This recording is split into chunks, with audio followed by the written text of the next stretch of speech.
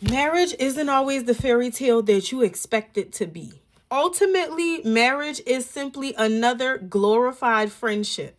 It just includes the romantic aspect to it. But at the end of the day, the connection that you share with your partner should be founded on the basis of friendship. Now, the reality of that friendship is just the same as any platonic relationships that you have with your girlfriends, guy friends, whoever else. Whenever life happens, whenever life shifts, whenever responsibilities change, whenever priorities reorder themselves, things will get sticky. It's not always going to be roses and wine. It's not always going to be sunshine. It's going to be a lot of rain. And there will be seasons that you honestly think the sun will never come out to shine again.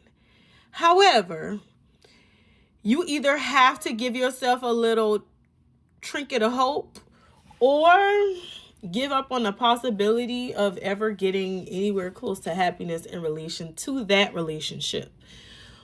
What I find to be reassuring to me is that the Lord will provide in every scenario.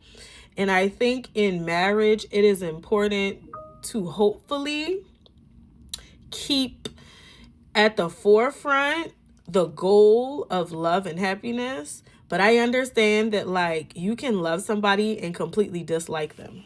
That is a real thing.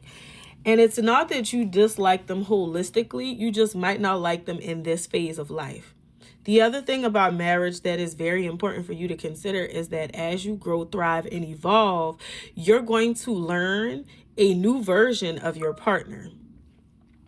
That might not be a version that you even like. That might not be a version that you appreciate. That might not even be a version that you ever considered. And if I'm being completely honest, as it relates to me, I don't think I ever once considered that at some point in this relationship, things could get to the point where I might not always like this person, or I might not necessarily like the version of this person that they are becoming, or maybe just the way that they operate in this new phase of life.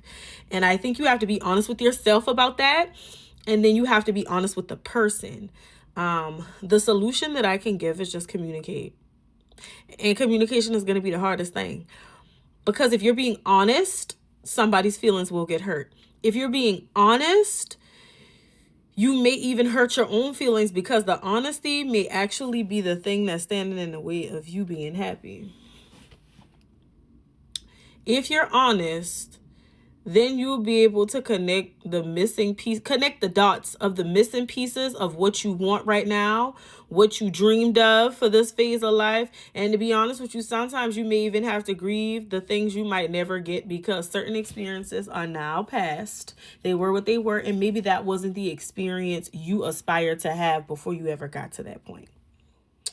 So just make sure that you're super prepared for the fact that every second of marriage won't be peaches and cream.